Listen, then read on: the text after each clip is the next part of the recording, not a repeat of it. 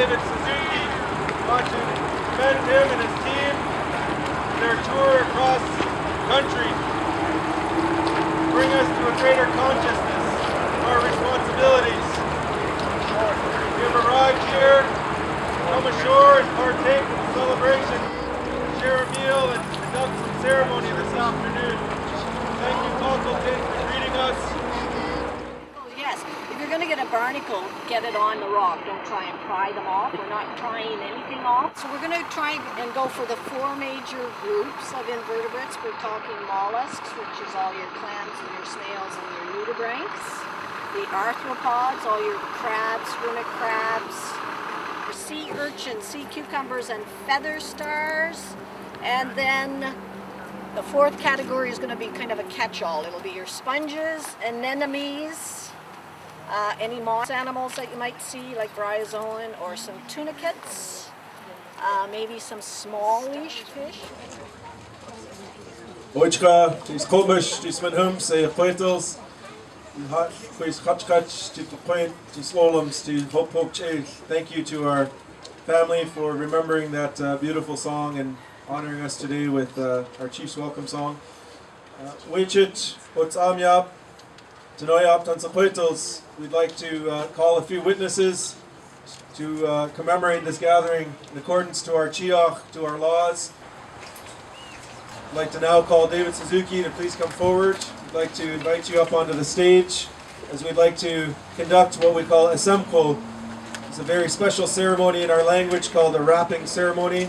This is an ancient custom that goes back many thousands of years to times of glaciation. This is also known as Indian snagging.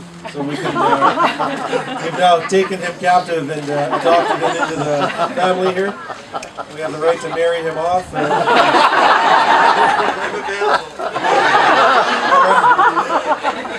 So the headband represents clarity of thought. The cape is symbolic of protection and embracing you with love, wishing you well in your continued journey. As we have formally adopted him now and dressed him in our traditional regalia, we'd like to sing the Siam Lewan Stomps, Tinat Sekamkain. This is our warrior song. Oiske Lolum, Siam Lewan Stomps, It's Not Still Lolum, Sekamkain.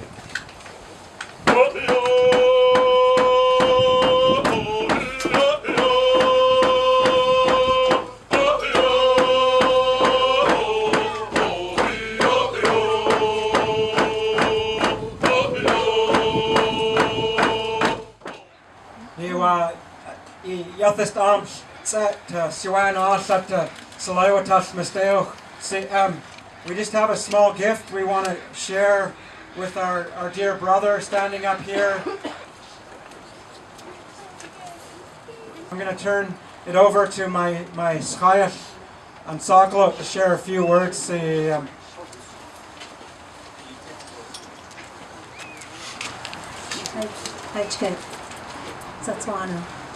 My name is Carlene Thomas, and I've been asked to be here today just to share a few words and thank you, Dr. Suzuki, for all the good work that you do and you continue to do. It's really important to all of us. I work for the Sacred Trust Initiative, which is our opposition to the Kinder Morgan pipeline expansion.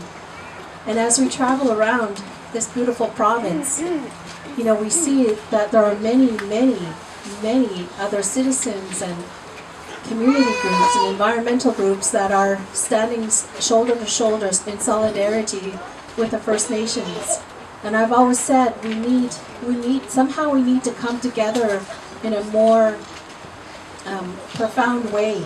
And I think the work that you're doing, Dr. Suzuki, will help us get there. The Blue Dot Tour is really important to all of us because what this tour is allowing us to do is to stand up and voice our concerns, express our values, the importance of clean air and clean water and clean land in our own communities. And I appreciate the local politicians that are here, because if you look here, there's a small number of us here. But for each one person, you have to think they represent at least 100 other people. So it's important that we stand with Dr. Suzuki, and we, in any way or form, whatever our gift is, whatever our strength is to make sure that those in power hear us. We can't take this anymore. Enough is enough. It's up to you and I to take care of our own lands and waters, of where we live, and I think this is a perfect way. I mean, that's incredible that to have put into the Charter of Rights our right to a healthy environment. What more could we ask for? Thank you.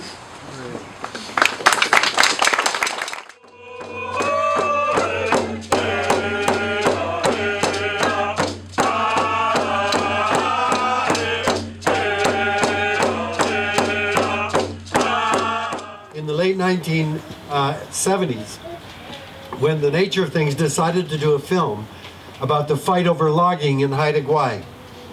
This fight had been going on for many years. And I flew up to Haida Gwaii and interviewed loggers and environmentalists and politicians, forest company executives, and Haida. Now, I knew the Haida had a very high level of unemployment. They were desperate for the kinds of jobs that forestry offered them. And yet they were united in their opposition to the logging that was going on. So I interviewed a man who became their leader, but at that time he was an artist, Gujau. I'm sure you all know him.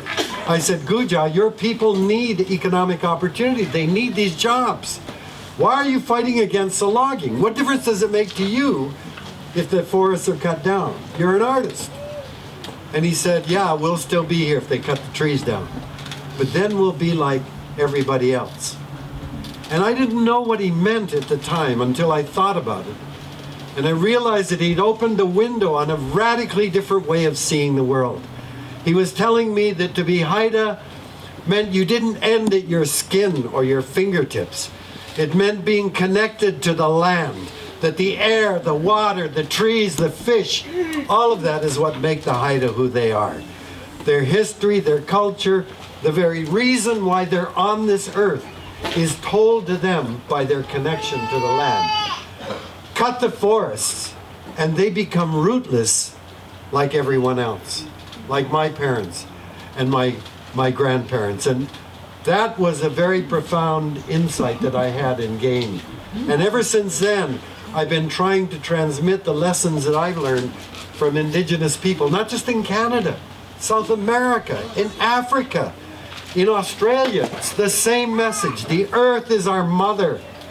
The earth creates us out of the air, the water, the food that we get from the soil, the energy that comes from the sun. And so the Blue Dot Tour is really based on the understandings that Indigenous people have all over the world. We've forgotten that, we've lost that in this dominant culture that is rushing to essentially strip Mother Nature of everything. And I feel so honored to get this recognition again. And in doing so, I hope it honors the First Nations teachers that have taught me so much. Thank you very much. I'd like to turn this modern talking stick here over to our chief. Come on forward, Cockleton.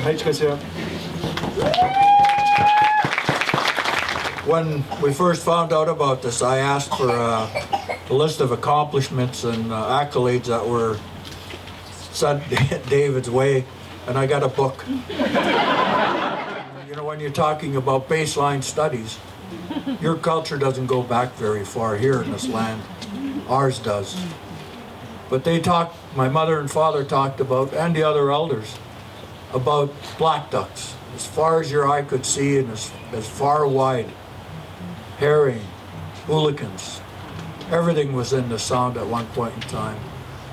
My brother-in-law, Randy here, and I've been fighting whoever we need to fight in this watershed to try and get this cleaned up as best we could, including the craft pulp mills. So, thanking all of you for being here and sharing in the work that we all need to undertake. Thank you, Chief Gibby Jacob. This concludes the ceremonial part of our work today. We all have a responsibility, each and every one of us, each and every day, to make choices that are going to either be in harmony with Kaka'anak, with the laws of creation, or that we make that will adversely affect the sustainability of our collective future. So thank you, Dr. Suzuki, again, for your inspiration and taking the time to be with us today. Come on forward and let's have a bite to eat. Boichika.